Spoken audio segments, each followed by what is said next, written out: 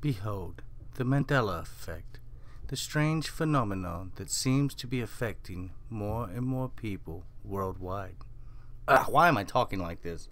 I think I've watched too many Mandela videos. Anyway, let's get to the point here. So, Frankenstein, right? Is that how you remember it? Frankenstein? Well, that's how I remember it too. What if I was to tell you that it's not Frankenstein, it's Frankenstein in this new timeline? And quite a few people that I've asked have said Frankenstein. You know, like Ben Stein.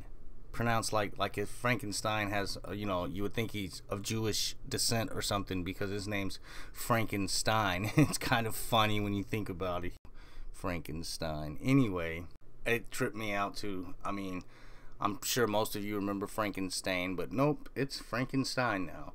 I asked a couple of people in the streets, what did they remember? I showed a picture of Frankenstein and I said, who's this? And they said Frankenstein. And when I told them, actually it's Frankenstein spelled differently, and if you go look around, they didn't even believe me. I had to actually show them that it's Frankenstein on this timeline.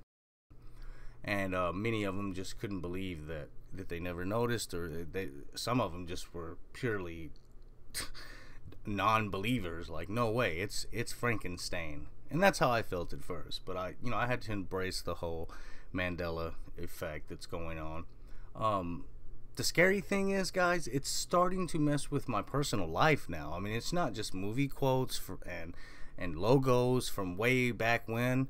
Things are, it's like it's speeding up. I think maybe the particles might be going faster when they smash, which opens the doors. Because you remember, it's near the speed of light. But then when they discovered the neutrinos, something was actually going faster than the speed of light. It was these neutrinos. So if they've switched from protons and photons over to neutrinos, and that means they're going really fast, which would mean things would start happening in a smaller time frame.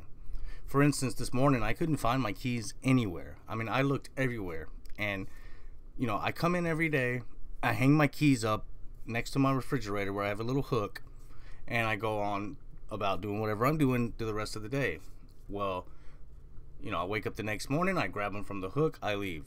Well, this morning I woke up and they weren't on the hook, right? So, I'm like, where's my keys? So I start looking everywhere and I can't find them anywhere. Lo and behold, I found them in the pants that I wore the day before in the pocket. So I don't put my keys in my pocket, ever. So clearly it's the Mandela effect happening in very small time frames.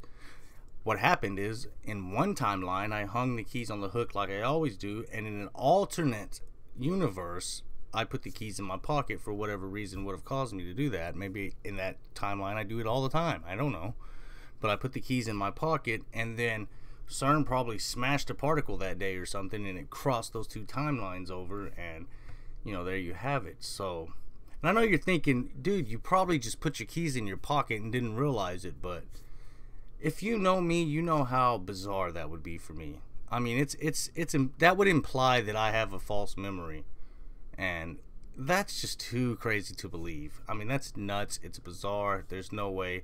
The logical, easy explanation, obviously, is that scientists at CERN smashed two neutrinos together near or over the speed of light, which crossed two dimensions over, and obviously that would be the case, not me misremembering. I mean, that's just silly.